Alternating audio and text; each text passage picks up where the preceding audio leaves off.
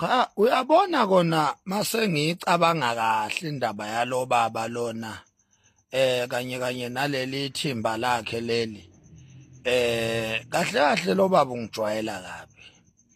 Ya lo baba lo ungijwayela kabi impela lento yokuthi aphume ezidlangalaleni athi yena ubhizi ufunana nami. Ungijwayela nje kabi lo baba lona. Lenhlikinhliki lena ingijwayela impela nje. Mina ngazo ukuthi lo baba lo ingqondo yakhe ngempela isisebenza kanjani. I really don't understand ukuthi ingqondo yalo baba lo isebenza kanjani. Kuyihlazo nje ebuthweni lalapha ondini ukuthi liholwa indoda enengqondo esebenza kancane njengalo baba. Kuyihlazo nje kakhulu lo baba ulithela ngehlazo ibutho lasondini. Ibutho ngiyalihlonipha. Lo baba iposition yakhe kumele ngabe uhloniphekile, kumele ngabe ngiyamhlonipha ngoba iposition yakhe kwaZulu inkulu uma ngabe ewumdidiyeli webutho. Kodwa umbuzo uthi umhlonipha kanjani umuntu ongazihloniphi yena? Ungavela usuke nje ubize abezindaba onhlaka production, ubabize maqede ufuna ukuzosongela mina kwabezindaba. Into ebukwa yiwo wonke umuntu, into ebukwa amaphoyisa, into ebukwa umhlaba wonke ngisho overseas. Bayayibuka lento yakho ubhizi unjalo nje, ulimi lakho alisokiwe, ulimi lakho liyahlaphaza nje lu-loosed ulimi lakho. Uzokhuluma into engafanele uyikhulume ezidlangalaleni. After that uzoclaim ukuthi mina ngiyadelela. Ngidelela kanjani mina wena ukwazi ukukhuluma izinto ezibucayi kangaka uyikhulume ezidlangalaleni ubiza bezindaba uzokhuluma izinto zokusabisa umuntu eSouth Africa ungisabise ungisongele. Buphi ubuhlakani bakho? Engifuna ukwazi ke Mhlongo ukuthi uhlangothi likaMntwana uZonda Magwala linamabutho. Njoba nje mina isilo kimi kuMntwana uZonda Magwala ekuyomela ukwazi ukuthi sinamabutho, singamabutho thina suMntwana uZonda Magwala. Angeke sivume ukuthi kuzophuma wena. Ulixoki futhi wena Mhlongo. Ulixoki kabi nje.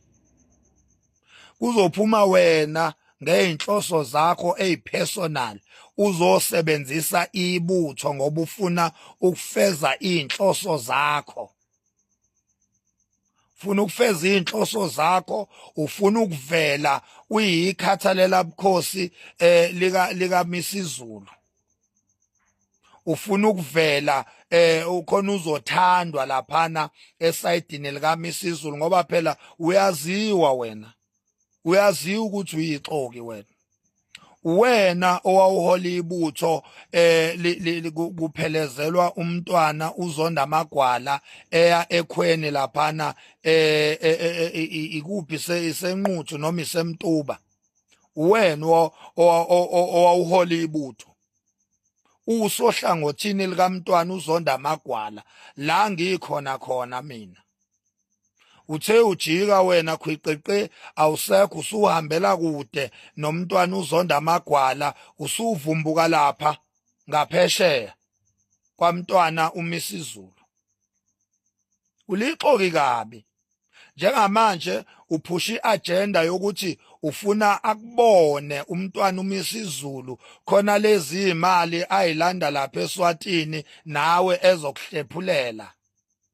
Uphusha nje iagenda yakho epersonal, ufuna ukusebenzisa ibutho kube ngazuthi manje kunebutho elingalifuni iqiniso kanti wena uzonda iqiniso ngenxa yokuthi ufuna ukubenefitha lapha kumntwana uMisizulu. Manje ezibhlungu ke ngikuphathele zona Sipho Mhlongo ukuthi angeke ubenefite lutho lapha kuMisizulu ukude kabi baningi kakhulu abantu ababenefitayo lapha.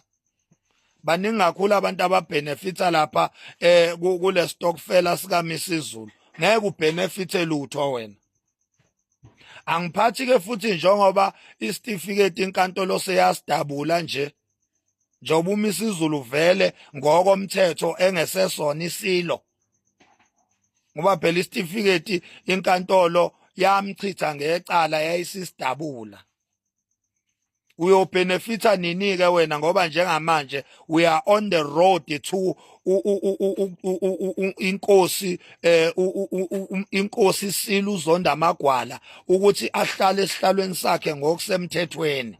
Iyona nto leyo manje uZulu okumele ayinake ukuthi umntwana iSilo uZonda Magwala sihlale esihlalweni saso ngokusemthethweni ngoba vele ngokomthetho inkantolo yasidabula isitifiketi sika Misizulu akasesona iSilo.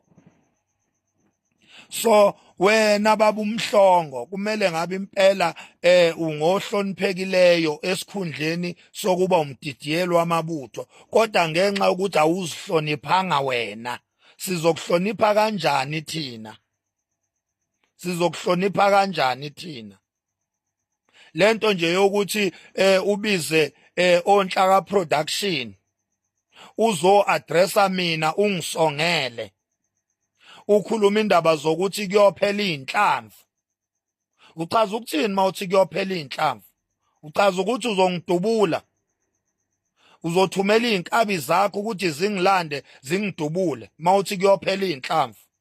Athini lawo mazwi uma elalelwa abomthetho, mayelalelwa inkantolo, mayelalelwa amaphoyisa? Athini lawo mazwi uma ngabe ngempela uMax Makhanya esedutshuliwe? Athini amazwi athi kuyophela inhlamvu, ungifuna ngapha nangapha, ungifuna uthuli, sewubuya koMbumbulu, ubuya koMayville, uphezulu manje koGoli koNdonga ziyaduma, uthi ufuna uMax Makhanya, umfuna la futhi kuyophela inhlamvu? Athini lawo mazwi lawo uma ngabe elalelwa inkantolo igazi lami selichithekile?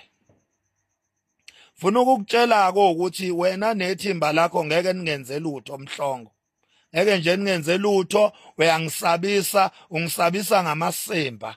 Nalabo nuka isihlama labo manwayindunu inkabi zakho lezi othi uzithumelela eGoli ukuthi ziyofuna mina.